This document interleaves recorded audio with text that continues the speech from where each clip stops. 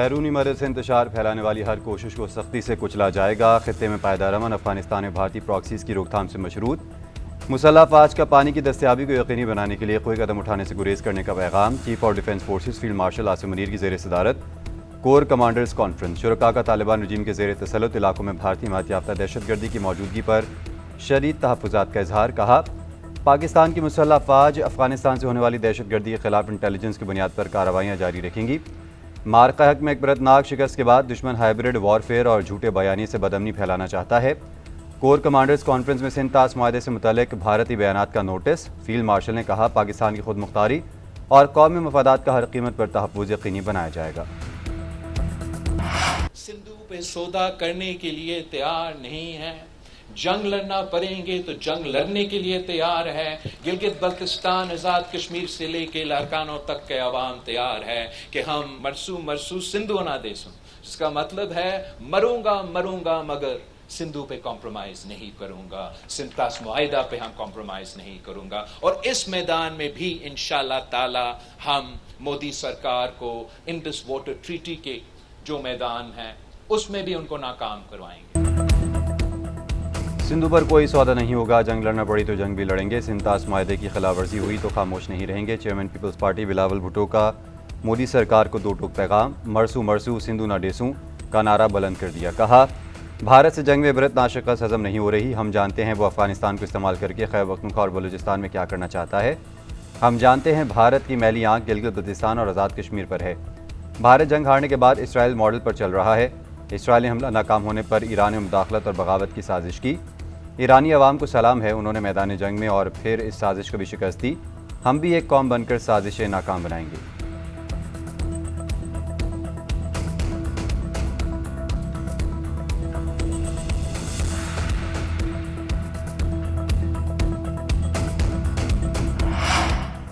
حالات جیسے بھی ہوں پاکستان ہر قیمت پر سنتاس معاہدے کا دفاع کرے گا۔ وزیر دفاع خواجہ آصف کا ایکس پر پیغام۔ پاکستان کا مقدمہ بہترین انداز میں پیش کرنے پر چیئرمین بابڈا کو خراج تحسین۔ لکھا سنتاس معاہدہ محض قانونی ذمہ داری نہیں، یہ پاکستان کی بقا کا معاملہ ہے۔ معطلی کا غیر قانونی یک طرفہ اقدام اس بین الاقوامی معاہدے کو ختم نہیں کر سکتا۔ وزیر اطلاعات عطا طاہر نے کہا سنتاس معاہدے کے تحت پانی کا اصول پاکستان کا ناقابل تنسیق حق ہے، یہ ہماری شہرت کی حیثیت رکھتا ہے، ہم اس کا تحفظ کریں گے۔ بھارت کی معاہدے کو ایک طرفہ معطل کرنے کے اقدام کی کوئی حیثیت نہیں، اس اقدام سے بھارت کو شرمندگی کے سوا کچھ حاصل نہیں ہوا۔ بھارتی اقدام اقوام متحدہ کی توثیق کردہ ون واٹر ون ویژن کے اصول کی خلاف ورزی ہے۔ حماس کا غزہ کی پٹی کا سیاسی کنٹرول چھوڑنے کا اعلان۔ غزہ میں اپنی گورننگ باڈی 20 سال بعد تحلیل کر دی۔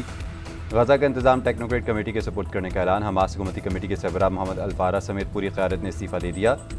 امریکہ اور ضامن ممالک سے غزہ امن معاہدے پر عمل درآمد کروانے کا مطالبہ۔ اسرائیلی جارحیت کے خاتمے کے بعد غزہ پٹی میں کسی انتظامی نظام کا حصہ نہ بننے کا اعلان۔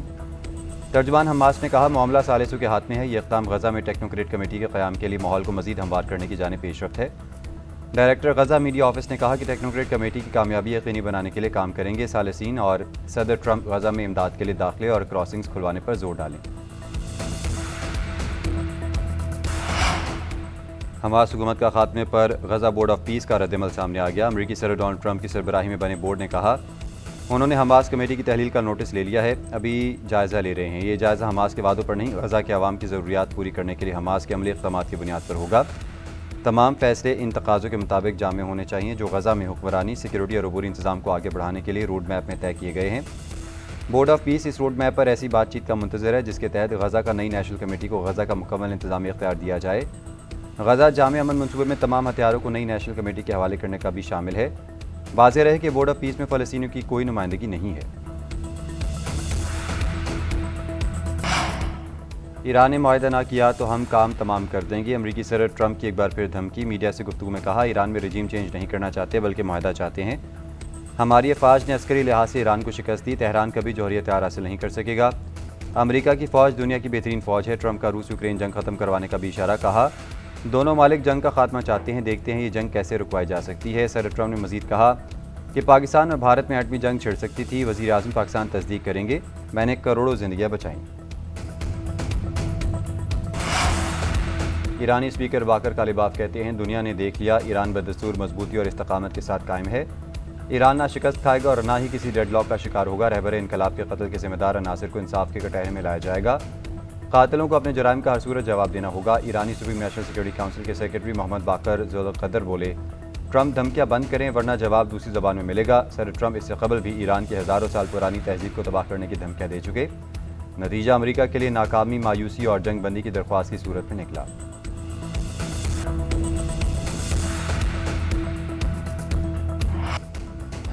ایران کے شہید سپریم لیڈر آیت اللہ علی خامنہ ای کی قم شہر میں نماز جنازہ ادا کر دی گئی. شہید رہبر اعلیٰ کی نماز جنازہ میں لاکھوں افراد کی شرکت. انتقام کی علامت سرخ جھنڈے اٹھائے سڑکوں پر عوام کا جمع غفیر. امریکہ اور اسرائیل سے انتقام کے نعرے. جنازے کا جلوس مسجد جمکران سے برآمد ہوگا. تہران سے ہیلی کاپٹر کے ذریعے جسد خاکی کو قم منتقل کیا گیا. بدھ کو عراق کے شہر نجف اور کربلا میں آخری دیدار اور تعزیتی تقریبات ہوں گی. جمعرات کو مشہد میں امام رضا علیہ السلام کے روضے کی حدود میں سپرد خاک کیا جائے گا.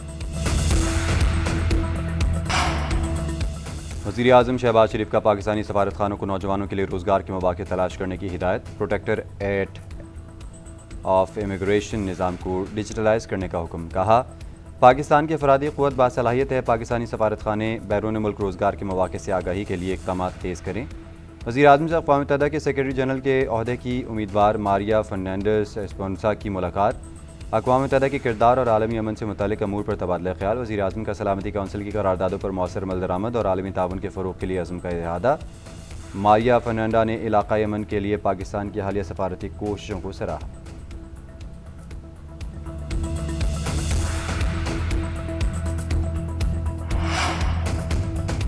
صدر مملکت آصف علی زرداری کا دورہ قرغیزستان. کلچرل سینٹر آمد. قرغیز صدر نے آصف علی زرداری کو کلچرل سینٹر کی تاریخ اور ثقافتی اہمیت سے آگاہ کیا. دونوں صدور کا ثقافتی کمپلیکس کے مختلف حصوں کا معائنہ. باہمی افہام و تفہیم کو فروغ دینے کی اہمیت پر گفتگو. صدر زرداری کے اعزاز میں روایتی ثقافتی پروگرام کا انعقاد. دلکش لوک موسیقی، روایتی رقص اور فنون لطیفہ کی جھلک پیش. صدر زرداری کا پرتپاک میزبانی پر اظہار تشکر. قرغیز عوام کے بھرپور ثقافتی ورثے کو سراہا. صدر آصف علی زرداری اور وفد کے اعزاز میں عشائیہ بھی دیا گیا. آصف زرداری قرغیز وزیر اعظم کے ساتھ ملاقاتیں کریں گے. خطے کی صورتحال، اقتصادی تعاون، تجارت اور ثقافتی روابط بڑھانے پر تبادلہ خیال کیا جائے گا.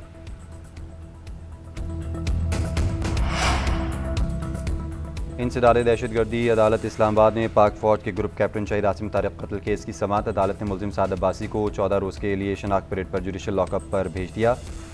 20 جولائی کو دوبارہ پیش کرنے کا حکم. جج ابوالحسناء ذوالقرنین نے ملزم سے استفسار کیا کیوں کیا ہے یہ کام.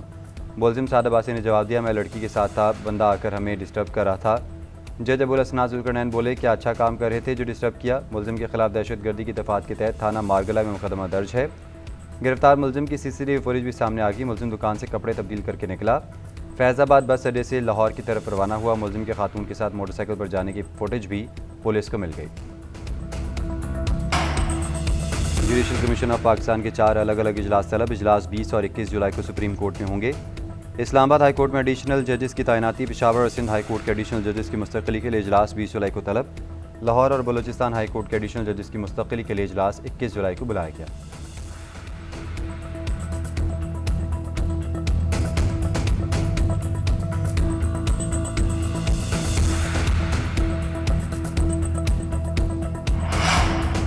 قوم کے بہادر سپوت حوالدار لالک جان شہید نشان حیدر کا 27واں یوم شہادت. لالک جان نے کارگل جنگ کے دوران جرأت و بہادری اور شجاعت کی لازوال داستان رقم کی. شدید زخمی ہونے کے باوجود آخری سانس تک مورچے کا دفاع کیا.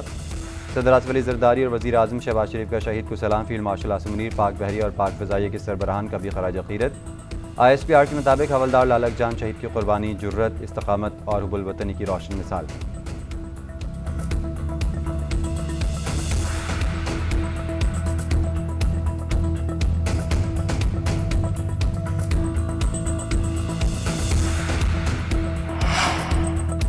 ملک کے مختلف علاقوں میں بادلوں کی رمجم. لاہور سمیت پنجاب کے بیشتر شہروں میں بارش. سیالکوٹ، ناروال، ڈسکہ، وزیر آباد اور دیگر شہروں میں گرج چمک کے ساتھ بارش. بادل برسنے سے گرمی اور حبس کا زور ٹوٹ گیا. بلوچستان کے ضلع لسکیلا میں طوفان نے باد و بارہ نے تباہی مچا دی.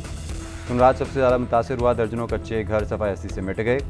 کئی گھروں کی چھتیں اڑ گئیں. یہ خاتون اور 3 بچے ملبے تلے آ کر زخمی ہو گئے. محکمہ موسمیات نے 10 جولائی تک بارشوں کی پیش گوئی کر دی.